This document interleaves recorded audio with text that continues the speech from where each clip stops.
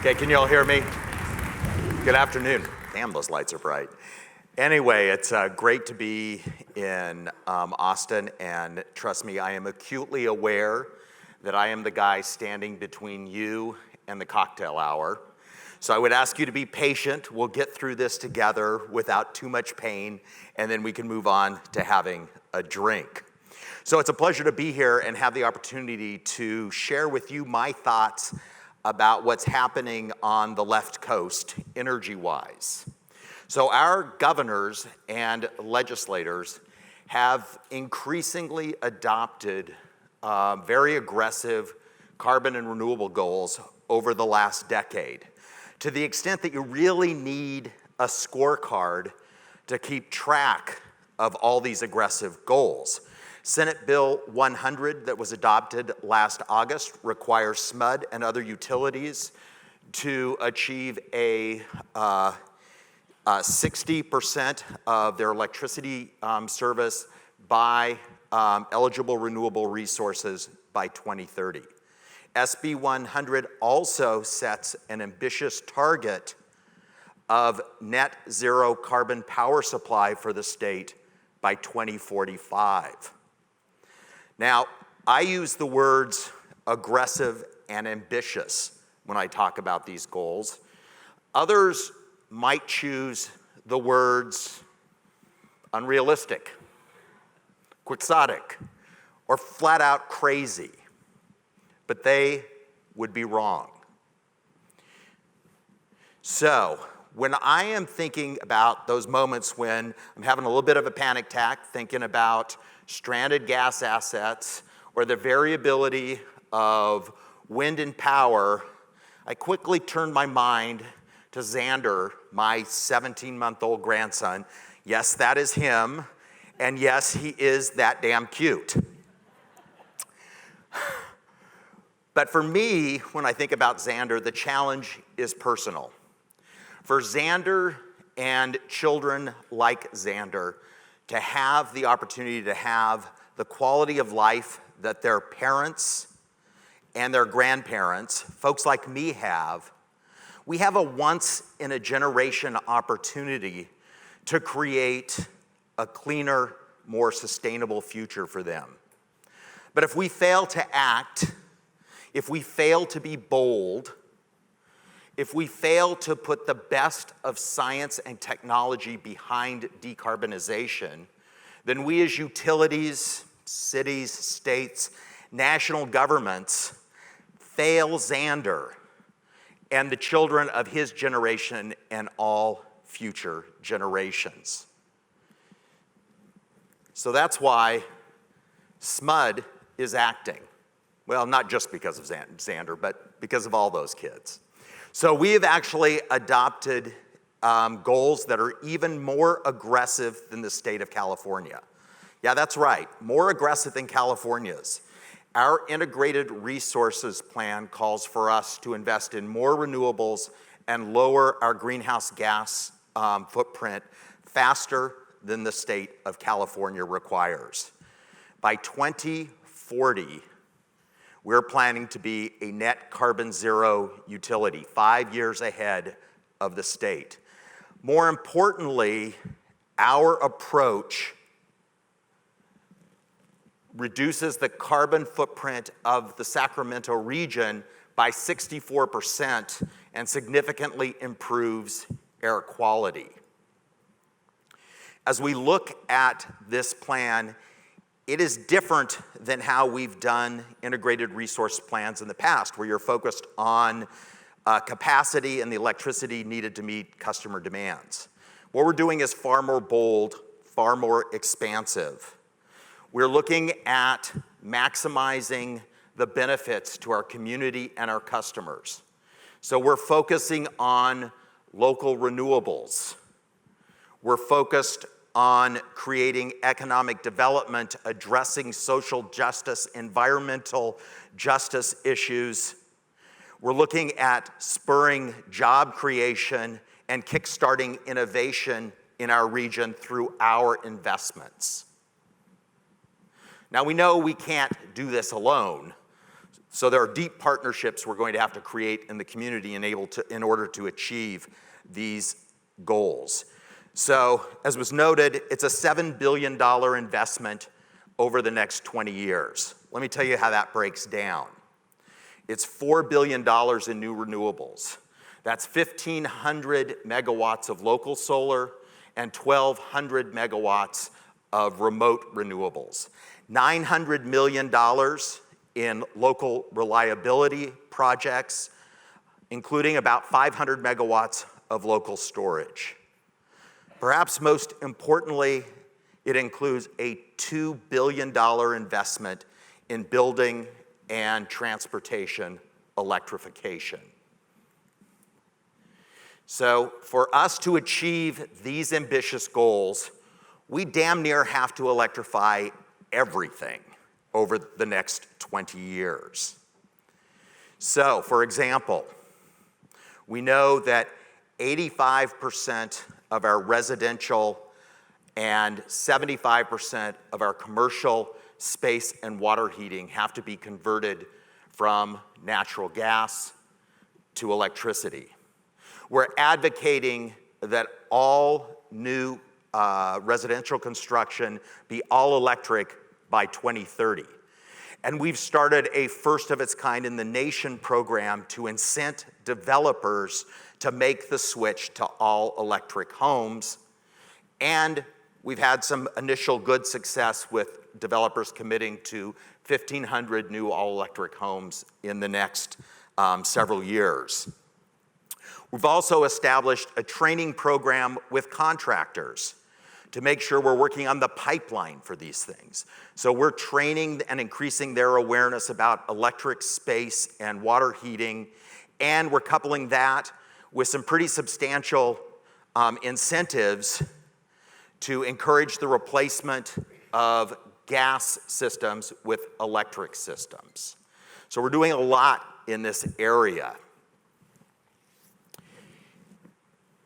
We know this is not going to be an easy lift. As we think about transportation, we're working hard to position Sacramento as a leading center of e-mobility. Because of SMUD's 30 years of support for electric transportation, we were instrumental in Volkswagen and Electrify America designating Sacramento as its first green city, bringing $44 million of investment in infrastructure and innovative e-mobility solutions, including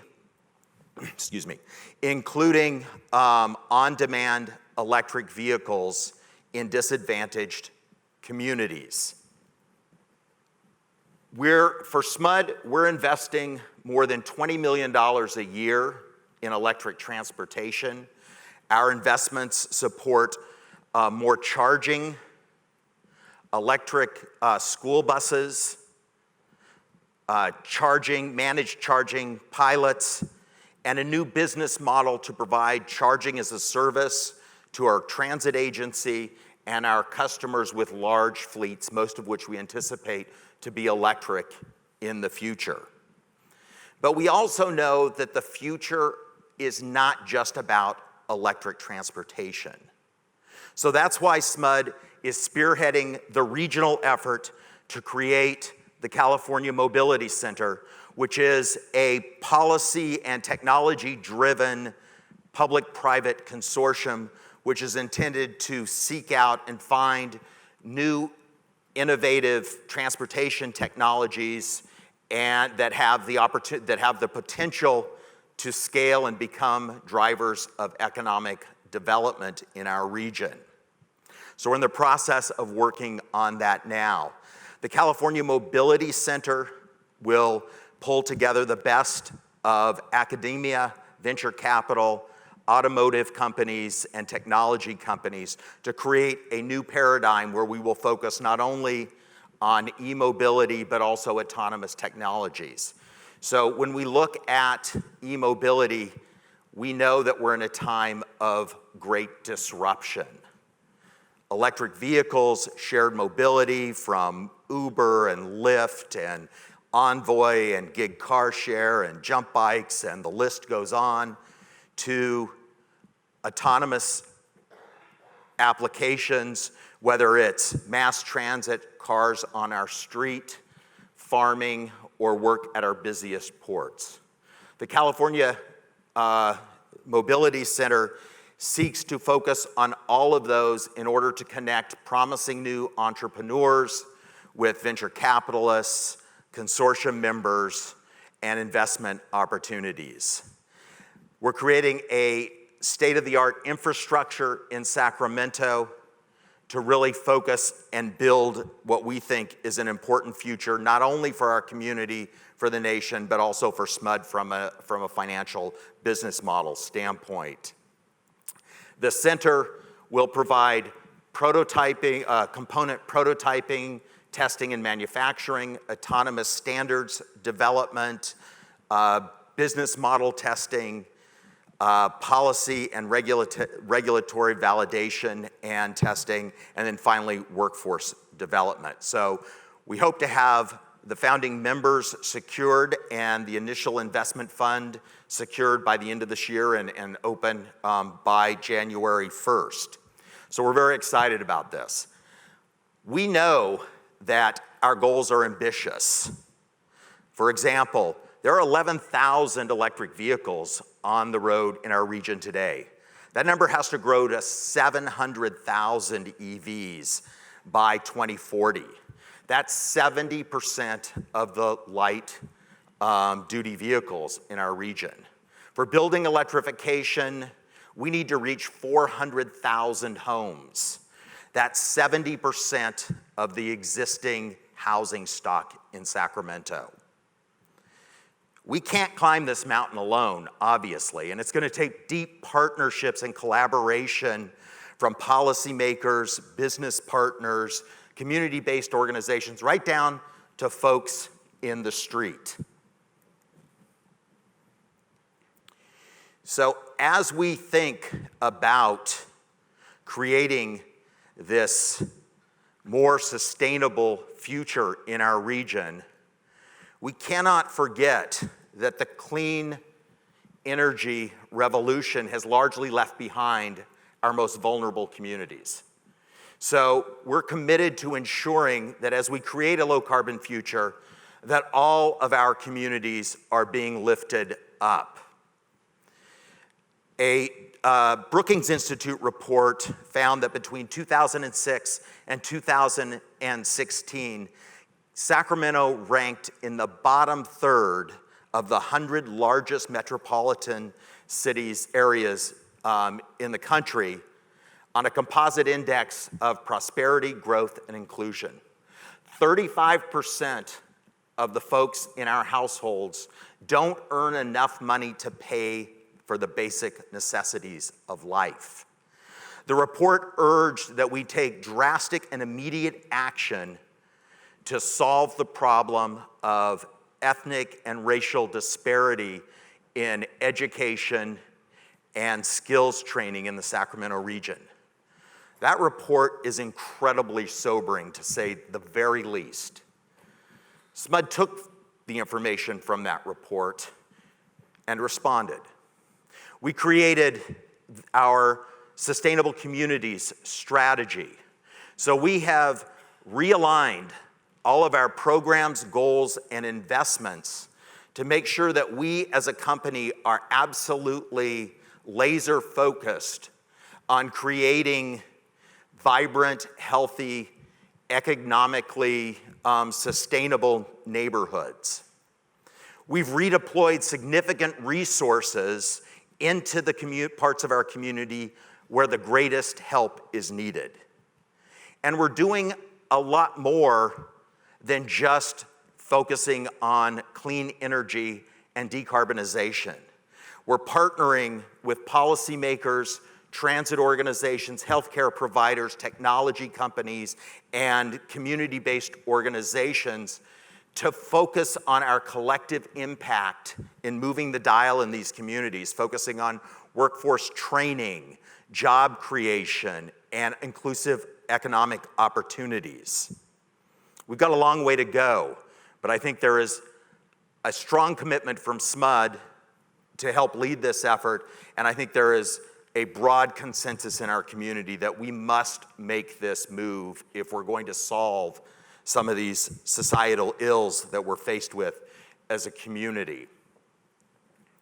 So some would question, I'm almost done, I promise. Some would question whether this is the appropriate role for a utility. And I guess my answer is simple. As a community-based organization, we don't have a choice but to engage on these issues. If we're not focused on improving the quality of life for all of our customers and all of our communities, then what's our purpose? We have no choice. We're moving forward with it. So there are other naysayers who have said see if we can get there, our ambitions are too great. Our goals are too lofty. And to those folks, I would say, just 10 years ago, 10 years ago, people believed that the 33% RPS in California would bring the California grid to its knees. Funny thing happened. We blew past that goal early and with room to spare. No one would have predicted that the cost of solar panels would fall so dramatically, or that battery storage technology is appearing to take the similar path. So yes, our goals are ambitious, but history has proven that it favors the bold. I think it's time for all of us to be bold as we move forward with this. In Sacramento, a few short years ago, no one would have predicted that we have electric school buses ferrying children in one of our most disadvantaged school districts. That's a first of its kind in the nation. So, as CEO, when I first became CEO, and I thought about 2030 and beyond, I thought, first things first. Let's focus on today, and I'll worry about that bridge when I get to it. Today, when I think about 2045 and I do the math, I realize that my grandson Xander will be in his late 20s then. That's about the same age that I started at SMUD with my platinum spiky hair, my pirate earring, and my wild ties. I know, it's a beautiful vision, isn't it? But the world was ahead of me and I was full of hope. And I want my grandson to have that same view of the future. So I don't intend to fail him and the countless other toddlers. I would ask you to join in making sure that that's a new reality. Let's not disappoint them, okay? Thank you.